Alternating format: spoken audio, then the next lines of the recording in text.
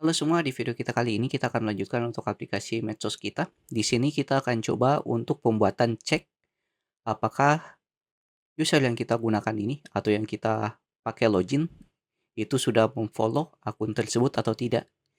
Yaitu kita akan implementasikan endpoint yang ini, cek follow user berdasarkan parameter ID-nya.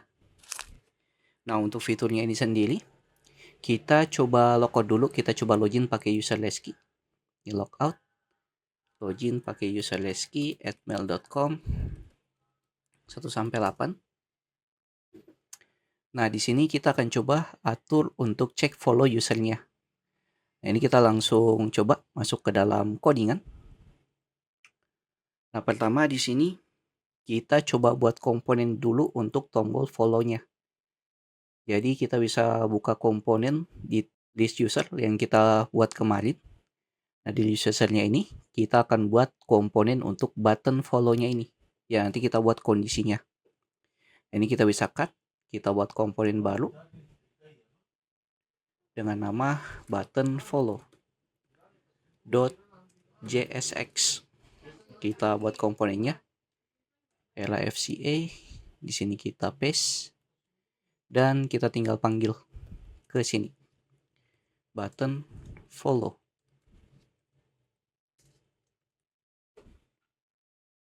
Nah, kemudian yang kita butuhkan di sini, karena nanti di endpoint kita itu dia butuh parameter user ID-nya atau ID dari usernya. Yang mana ID dari usernya kita perlu lempar. Jadi kita lempar data user yang ada di sini, kita ambil ID-nya, kemudian kita lempar di bagian btn follow-nya. Ini kita coba, kita buat saja nama props-nya itu selected user sama dengan user titik ID. Kemudian di button follow-nya, di sini kita coba implementasikan endpoint kita.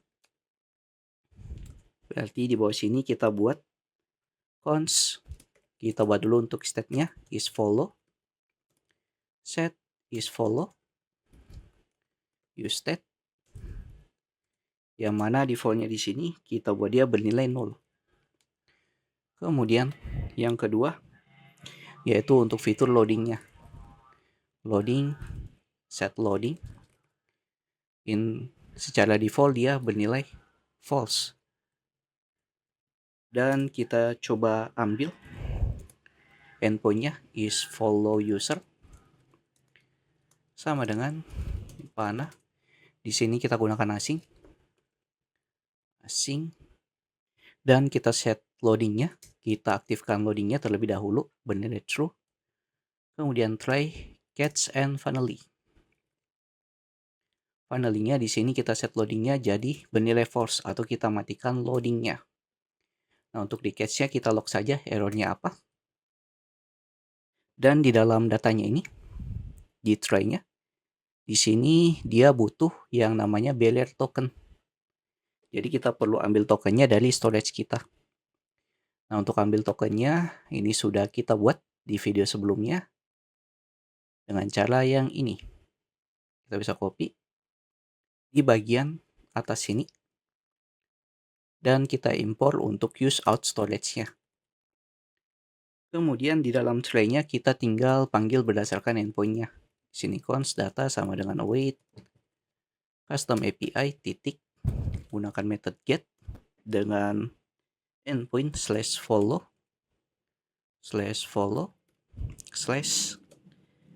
kita panggil berdasarkan parameternya. Nah, parameter yang kita lempar tadi itu namanya selected user yang ini, atau mungkin di selected usernya kayaknya kita coba lempar satu objeknya saja langsung, yaitu user ini. Kemudian di btn follow-nya, nah di sini kita tinggal panggil parameter yang selected user. Di sini selected user. Dan di sini kita tinggal panggil selected user titik ID. ID dari user yang kita pilih. Kemudian kita tinggal masukkan untuk token. Sini header. authorization failure, kita panggil token. Dan untuk datanya ini, nanti datanya itu berupa boolean yang kita terima. Ini kita bisa log datanya, data dari data. Nah, ini kita cek, masuk ke web browser, kita reload, kita cek di inspect.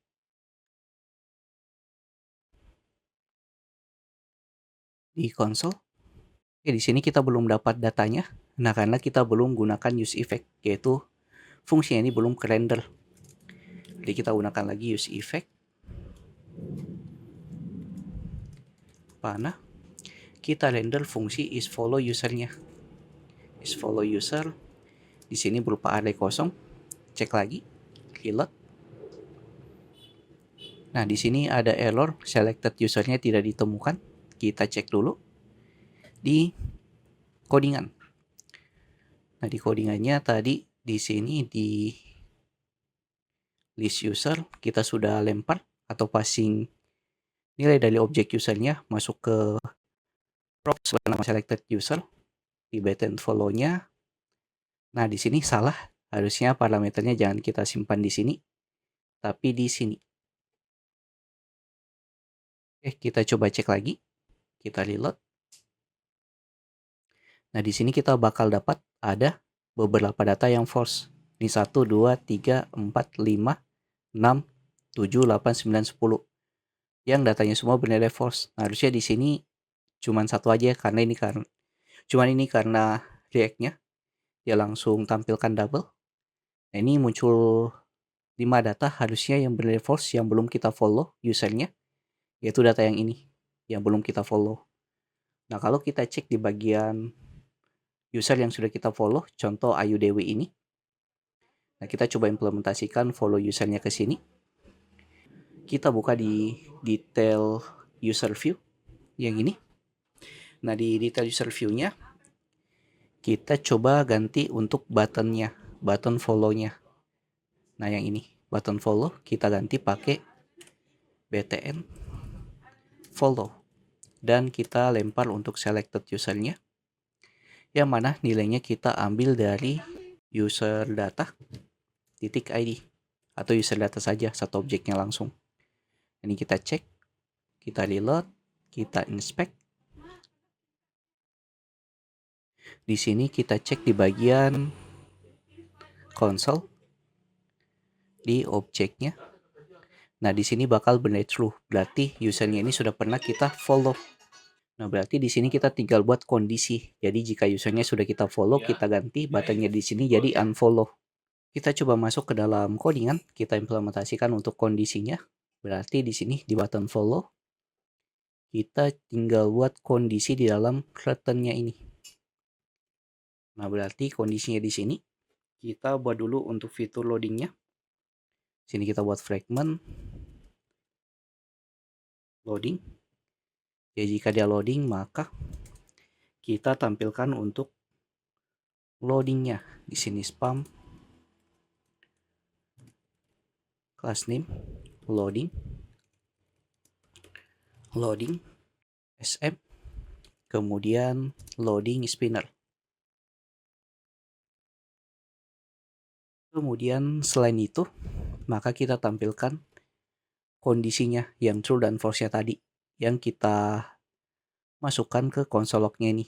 Nah, ini harusnya jangan di console log, tapi kita coba masukkan ke dalam state-nya, yaitu set is follow, ambil dari data, titik data. Nah, kemudian di kondisinya ini kita tinggal buat kondisi baru. Nah, dalam kondisi ini kita buat kondisi jika is follow-nya itu bernilai true, maka kita coba buat button untuk follow-nya.